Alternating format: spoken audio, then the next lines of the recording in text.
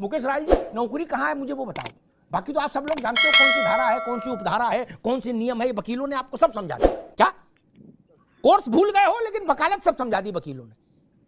हमारे उत्तर प्रदेश में भी यही है।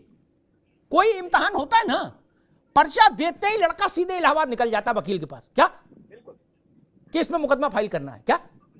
मेरे पास आते थे नौजवान इतनी इतनी फाइलें लेके, और जवाहरलाल नेहरू के समय तक के नोटिफिकेशन उनको याद होते थे। भर्ती कहां है भैया? मनोविज्ञान तो ठीक है, हमको भर्ती तो बताओ। देश में किस राज्य में भर्ती निकल रही है कि सारे बीटीसी वाले लग जाएंगे या बीएड वाले लग जाएंगे? मुकेश रॉयल सर, मैं बताना चाहूंगा कि आज मैं अवधेश जी उपाध्याय जी को सुनकर मुझे ये प्रतीत हो गया कि पूरे देश के 1 करोड़ बीटीसी धारियों के खिलाफ बयान दे रहे हैं, उनके खिलाफ याचिका दायर कर रहे हैं कि इनको नौकरी नहीं मिले। केवल 50 करोड़ जो गरीब बच्चे, नन्हे मुन्ने बच्चे, गरीब जो शिक्षा प्राप्त करते हैं सरकारी स्कूलों में, उनके खिलाफ बयान दिया इन्होंने। आज मैं इनका खिलाफ आज मोर्चा खोलते हैं कि ऐसे बीजेपी पार्टी है जिन्होंने हमें सुप्रीम कोर्ट का रगड़ा है कि ऐसे बीटीसी धारियों को नौकरी नहीं मिले। केवल नौकरी बीएड वालों को देना चाहते हैं। ये एक आंख से नहीं देखते, ये दोनों आंखों से देखते हैं, एक आंख से नहीं देखते, एक समान नहीं देखते ये लोगों को। भाई एक मिनट, मैं उनके अवधेश जी की बात है, उन्होंने ये नहीं कहा। ना मुकेश राय, उन्होंने ये नहीं कहा। बीटीसी धारी बेरोजगार नहीं है क्या? क्यों किया आपने? कानून का उल्लंघन क्यों किया? 28 जून को क्यों देखता है?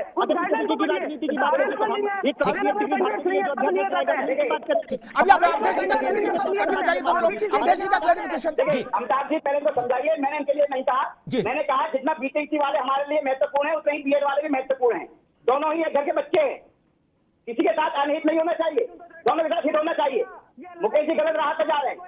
आपकी पार्टी ने बोया है 28 जून को। अरे भैया, आपकी पार्टी ने बोया है। अच्छा सुनो, मुकेश जी जवाब दीजिए।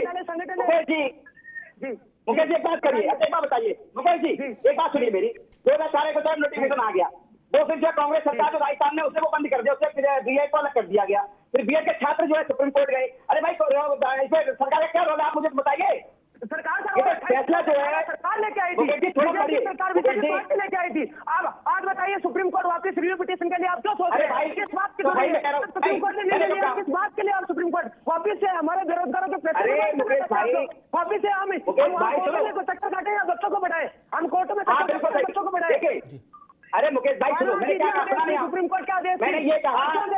ठीक, अभी रुक जाइए, अभी दोनों लोग अवधेश जी आ गए, मुकेश राय, दोनों लोग एक बात में जरा सत्य मारे आपके पास, फिर कपिल जी के पास जाएंगे। एक बात मैं साफ कर दूं, किसी के भी सुप्रीम कोर्ट आने जाने के मौलिक अधिकार पर कोई रोक नहीं लगा सकता। ठीक, ये जान लीजिए। हिंदी में 370 भारत की, ये तो बीटीसी बीएड का झंझट है, 370 भारत की संसद ने खत्म की कपिल जी। उसकी पंचायत सुप्रीम कोर्ट में हो रही कि नहीं हो रही? इसलिए ये नहीं कि नाराजगी मत दिखाओ मुकेश राय ला कि सुप्रीम कोर्ट जाने की कौन बात कर रहा है। ना सबको छूट है। आपको मुकदमा लड़ने की छूट है, सत्यम पाठक को क्यों नहीं होगी भैया? क्या? इसलिए ये सब चक्कर मत बोलो, गलतफहमी मत पालो। सबको मुकदमा लड़ने की छूट है। भारत में एक छूट सबको हासिल है, मुकदमा। कपिल जी गलत तो नहीं कहा भाई? पिटीशन और रिव्यू पिटीशन, इस ये खेल की छूट तो सबको है। ठीक है, सत्यम आप क्या कह रहे थे? मुकेश राय रुको भाई, रुको बाबू। सत्यम बड़ी क्लियर सी बात है। अभी अवधेश जी कह रहे थे कि सरकार की क्या गलती है। सरकार की ये गलती है कि सरकार ने एक्सपर्ट कमेटी नहीं बैठाई। सरकार की ये गलती है कि अगर उसने एनसीटी 2018 के नियम में क्लियरली लिख दिया होता कि बीएड वाले प्राथमिक शिक्षक भर्ती के लिए योग्य नहीं है, तो हम लोग बीटीसी का कोर्स कर लेते। अब 5 साल बाद सरकार की गलती की वजह से सुप्रीम कोर्ट में 1 करोड़ बीएड डिग्री धारक हार जाए और उसके बाद ये कहा जाए कि दूसरा कोर्स कर लो, तो बात तो यही होगी ना सर, की जाहिर सी बात है कि गलती एनसीटी की है, गलती सरकार की है। तो अगर गलती एनसीटी की है, अगर गलती सरकार की है, और हम लोग सीटेट क्वालिफाई करके, यूपीटेट क्वालिफाई करके ये दम रखते हैं कि 1 से 5 के नौनिहालों को पढ़ा सके, तो हमारी सीधी सी मांग है कि सरकार अपनी गलतियों का खामियाजा बीएड डिग्री धारकों को न भुगतने दे और हम सबको प्राथमिक शिक्षक भर्ती में मौका देने के लिए अध्यादेश लाए। मेरे पीछे ये छात्र खड़े हैं नजर, ये 100 किलोमीटर 200 किलोमीटर एसी के कमरों में नहीं है। ये इको गार्डन लखनऊ में है, जहां 5 घंटे की यहाँ पर गिरफ्तारी, यहाँ पर 5 बजे के बाद ही उनको छोड़ा जाएगा। ये पीड़ा है। बहुत अच्छे से बात कही गई कि सरकार आपकी बात नहीं सुन रही क्या? अरे बताइए, कोई बयान जारी किया हो जिसमें ये कह दिया हो कि अरे भैया बीएड वालों को प्राथमिक शिक्षक भर्ती में शामिल करोगे, तो हम विरोध प्रदर्शन न करते। अब आपके पास सत्ता है, आपके पास पावर है, तो हम आपकी से गुहार लगा सकते हैं। सरकार का इसमें कोई रोल नहीं है। माननीय एक मिनट ठीक है, एक मिनट रुकिए, सत्यम रुकिए, मैं एक प्रश्न लेके, एक मिनट अवधेश जी, एक मिनट रुकिए। Kapil ji, apart from party politics, politics is quite okay, लेकिन पार्टी पॉलिटिक्स कई बार बहुत गंदी हो जाती है, उसमें बहुत तुतुमे में, मैं उसमें नहीं पढ़ना चाहता, माफ करिए। मैंने शिक्षा मित्रों के केस को फॉलो किया from the day one, right from Kalyan Singh ji to Akhilesh Yadav, जब तक उनका समापन नहीं हो गया नौकरी का। ठीक, कोर्ट ने उसमें यह नहीं कहा था कि जो शिक्षा मित्र बने इनका चेहरा हमें पसंद नहीं, इनके कपड़े पसंद नहीं, ये नहीं कहा था। क्या ये भी नहीं कहा था इनकी जो डिग्री है, मार्कशीट है, फर्जी है, ये भी नहीं बोला था।